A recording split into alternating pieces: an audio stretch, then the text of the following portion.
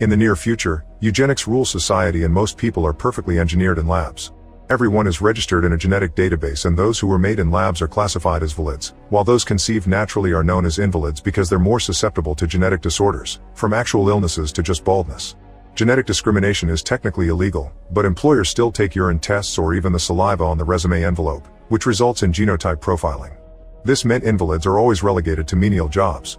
At his apartment, Vincent takes a long time to shave and scrub himself until his body is spotless, then he burns any hairs and dead skin that could have fallen. Next he takes a urine bag from the fridge and connects it to his groin so he can pass it off as his own. He also puts a bit of blood inside a fake fingertip, which he carefully attaches to his actual finger. Afterward, Vincent goes to work at the Gattaca Aerospace Corporation. Every employee must prick their finger for an identity check to be allowed in, and Vincent lets the machine take the blood from his fake fingertip. Then he sits at his desk and works on a computer, running different spaceflight plans. Every so often, he cleans all DNA traces from his keyboard with a little device. The mission director comes by and shows his respect for Vincent's cleanliness. He also confirms he's been chosen to join the flight to Saturn's moon Titan in a week. After the man is gone, Vincent secretly opens a jar and sprinkles some skin, hair, and nails around his workstation. Then he puts a hair on the comb that he keeps in his desk drawer. Later, Vincent is put through a substance test to check he's clean before the mission. Using the hidden bag, he offers the urine sample, and when the doctor checks it on the machine, the result says his name is Jerome and he's a valid. After work, Vincent goes to watch another aircraft leaving Earth and his co-worker Irene comes by to congratulate him for getting the mission. She also points out he's the only employee that watches every single launch every day. A flashback then begins showing Vincent's early life. His parents had a quickie on the beach and his mother accidentally got pregnant, so Vincent was born naturally, which was already rare back then. As soon as the doctors grabbed him, they took a blood sample and concluded he had a high chance to suffer from many conditions, so his life expectancy was 30 years. Vincent's childhood was quite difficult because every little thing like a runny nose or a little scratch were treated by his mother as a fatal threat. No school would accept Vincent as a student because insurance wouldn't cover any trouble he got in for his bad genes. Eventually his parents decided to have a second child, and this time they went to a genetic lab to do things by the book. Anton had no conditions at all and was happy to spend time with his brother, but Vincent could tell his parents had a favorite. Whenever their parents weren't looking, the brothers would play chicken in the sea, meaning they would compete to see who could swim the farthest away from shore before getting scared and turning back. Anton always defeated Vincent in this competition, which added to his inferiority complex. As Vincent continued to grow up, he became interested in space and dreamed of becoming an astronaut. His parents warned him nobody would hire him because of his genes, but he didn't listen and he went to a few interviews. To his dismay, nobody hired him, just like his parents had guessed. One afternoon, the brothers went for another swim, and to Anton's shock, this time Vincent defeated him. In fact, Vincent had to go back and help a tired Anton return to the shore. That was the last time they swam together because in the evening, Vincent left his family home to pursue his dreams. Eventually Vincent got a job at Gattaca as a janitor. As he cleaned the offices, he sometimes used the computer when nobody was watching, and he would admire the daily launches. He also learned about the blood prick that happened on the same finger every day, and stole a little sensor that fell from a machine. Vincent never stopped dreaming, and the head janitor would mock him for it. In his apartment, Vincent would never stop exercising, which could take a toll on his body. Desperate for progress, in the end he decided to contact a man in the black market who introduced him to the real Jerome, a former swimming star with great IQ and perfect health except for his legs. He was paralyzed after being hit by a car and became wheelchair-bound. The incident happened overseas and wasn't recorded, so nobody knew Jerome became an invalid. Vincent paid both men to get Jerome's identity, and a long transformation process began. He got contact lenses to replace his glasses and get Jerome's eye color. He also cut his hair and styled it like Jerome's. ID pictures wouldn't be a problem because nobody paid attention to those anymore. Everything was DNA dependent. The last issue was that Jerome was taller than Vincent, meaning that Vincent had to reluctantly undergo a painful procedure that broke his legs and extended them until the heights matched. Vincent moved into Jerome's apartment to also have his address, and during the first few days he had to rest to recover from the procedure, meaning he was often in pain. During those days Vincent learned Jerome's signature and how to write with his other hand while Jerome kept filling bags with urine and blood. One day Jerome showed Vincent his silver medal to remind him he has a lot to live up to. Jerome also told Vincent to call him by his middle name Eugene so that Vincent could get used to being called Jerome. When the day for Vincent's interview finally came, he took a urine bag and tested it on the machine only to get an error message because the urine contained alcohol. Vincent started yelling at Jerome for the consequences of his addiction, and after testing a bunch of bags, he found the last one was clean and took it with him. At the office, the doctor ran the test and the machine confirmed Vincent was Jerome, therefore a valid. They didn't send him to an actual interview, he just got instantly hired for his IQ. From then on, Vincent had to scrub his body thoroughly every day to get rid of loose skin, nails, and hair, which was all burned in an incinerator. All the clothes were kept in sealed bags to avoid contamination. While working, Vincent would spread Jerome's samples on his desk to keep up the illusion and use the fake fingertip with Jerome's blood to pass the identity check at the door. Nobody ever suspected anything. Back in the present, everyone in Gattaca is freaking out because the company administrator has been murdered with a keyboard. Jerome scratches his eye while staring at the gruesome scene and doesn't notice that an eyelash falls off. The cops soon come to pick up every single trail of DNA from the scene of the crime, which includes the eyelash. The boss tells Irene to assist the police in any way they need. The mission isn't cancelled and Vincent will still be going to space. When he shares the news with Jerome, they decide to go out to celebrate. They drink a lot and even do some tricks with smoke inside their glasses. At the office, Irene takes the hair from Vincent's drawer and takes it to a matchmaking service where they run some tests to conclude Vincent is quite a catch.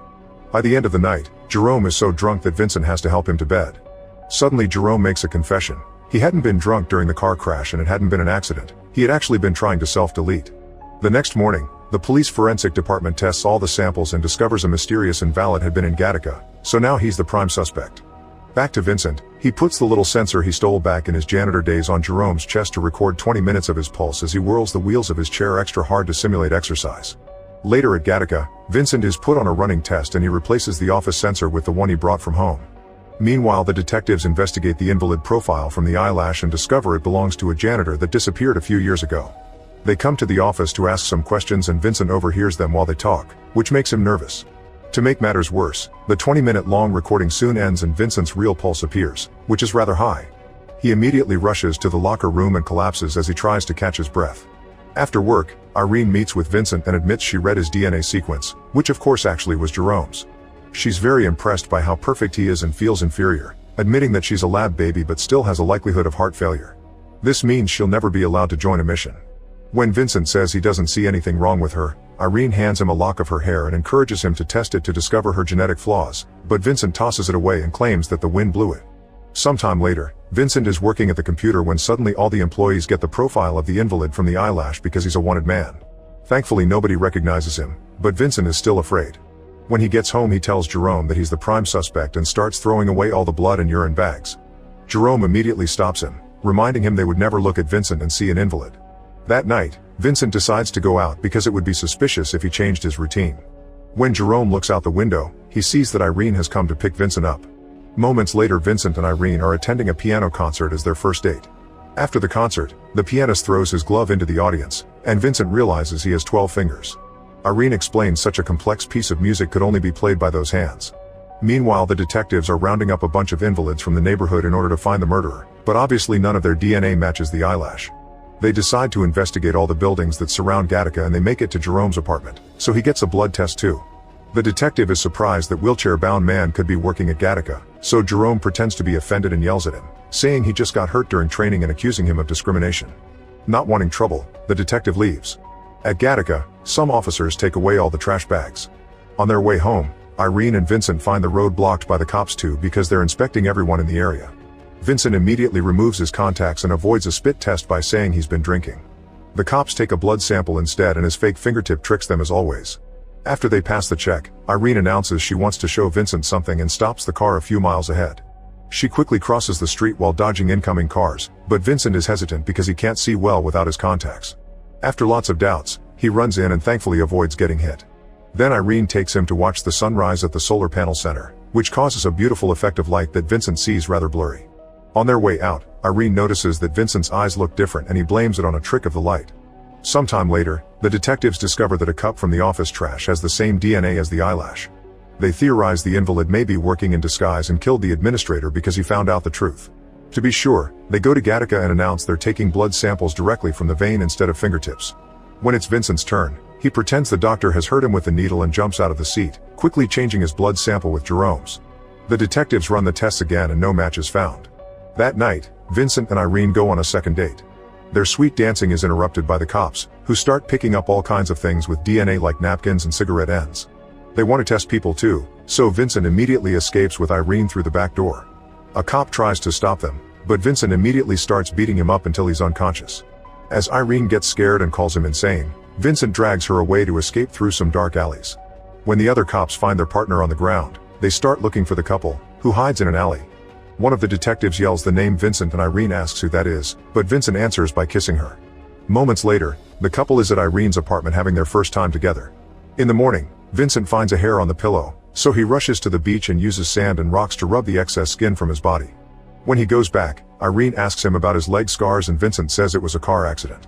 Meanwhile, the detectives are comparing Jerome's profile to Vincent's and decide more testing is in order. They go back to Gattaca and take the keys from Vincent's keyboard while asking about him, still using Jerome's name.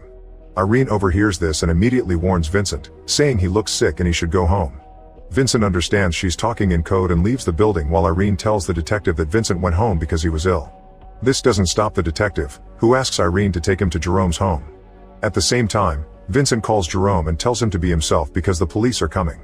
Jerome has to drop the wheelchair and start climbing the stairs to the main floor by slowly dragging his legs. It takes him a while, but he makes it to the buzzer just in time to let Irene and the detective in. Then he drags his body to the chair and fixes his legs to look natural. Once the duo comes in, Jerome plays his part and asks Irene for a kiss, which she gives to him to keep up with the lie. The detective takes a blood sample and is frustrated to see this is indeed Jerome.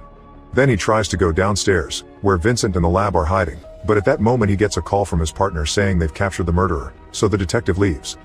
Afterward, Vincent comes out and Irene sees him next to Jerome as they call each other that name. Hurt, she rushes out, but Vincent follows her and explains his situation, swearing he didn't kill anyone. Irene is still wary and leaves. At the police station, it's revealed that the director's spit was found in the victim's eye, confirming he's the killer. It turns out the administrator had threatened to cancel the Titan mission, so the director killed him to achieve his dream. Sometime later, Vincent returns to his desk and finds the detective there, who suddenly drops a big reveal. He's Vincent's brother Anton. They hadn't recognized their faces at first because they hadn't seen each other since their teen years, but Anton started to get the clues together during the investigation.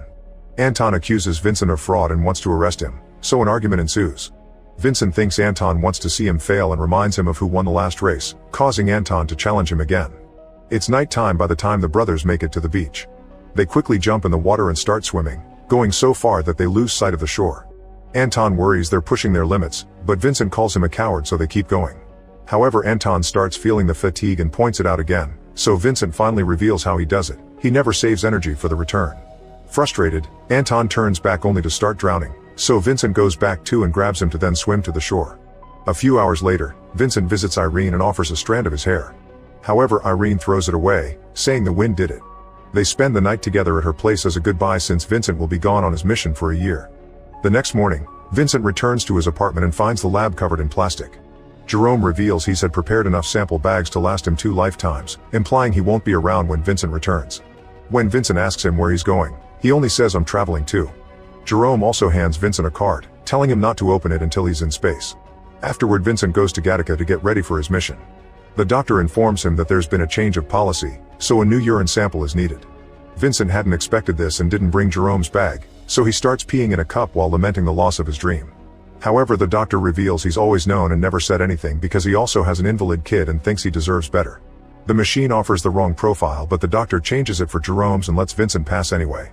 Before he leaves, the doctor informs him that he knew because Vincent always grabbed his member with the wrong hand. At the apartment, Jerome grabs his silver medal and enters the incinerator, ending things for himself. At the same time, Jerome gets on the spaceship and leaves the planet. Once Vincent is far enough, he opens Jerome's card and discovers a large lock of his hair. Now Jerome has technically visited space as well. Make sure to subscribe and turn on notifications so you can watch more videos like this. Thanks for watching.